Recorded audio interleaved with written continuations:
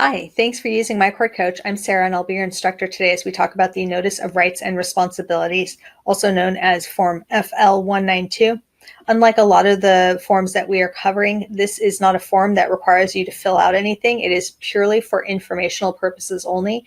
It is required, however, to be attached to any order or judgment that is addressing child support. So starting off at the very top, Page 1 deals with uncovered medical costs and how those are to be handled if there's an order made regarding the sharing of those expenses.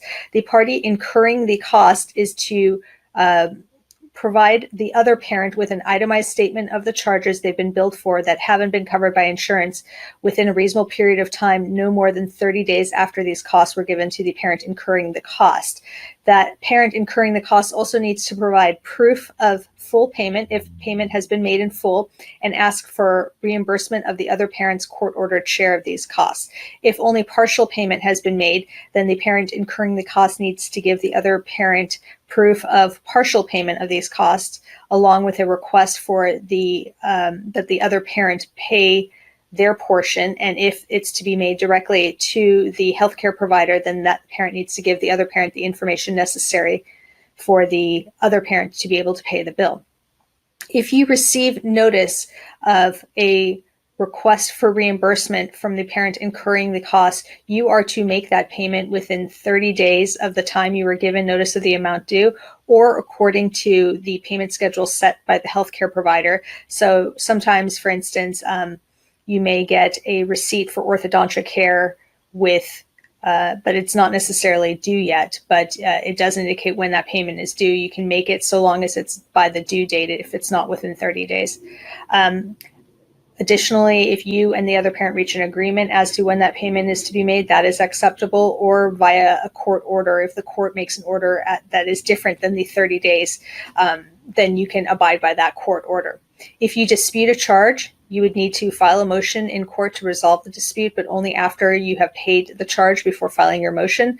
On the other hand, if you are claiming that the other parent has failed to reimburse you for the payment, you can file a motion in court to resolve the dispute. If a parent provides health insurance as provided by the court, that insurance must be used at all times to the extent that it is available.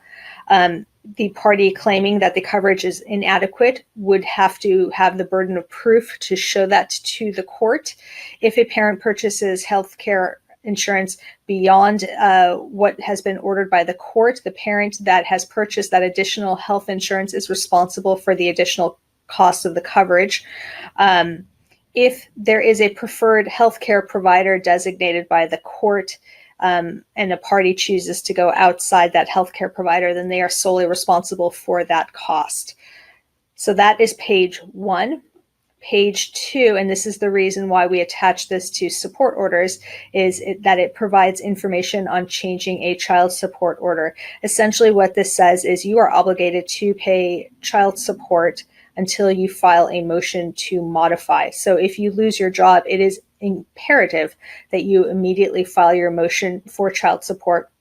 And this form just kind of goes through what additional forms you would need to do that. And that depends on whether a local child support agency is involved or if this is just a family court motion, and requirements for service and what to do at the hearing. So this is, again, just informational. It's for the other side so that they are aware of the steps that need to be taken to modify a child support hearing, or a child support order, I'm sorry. I hope you found this helpful. Good luck.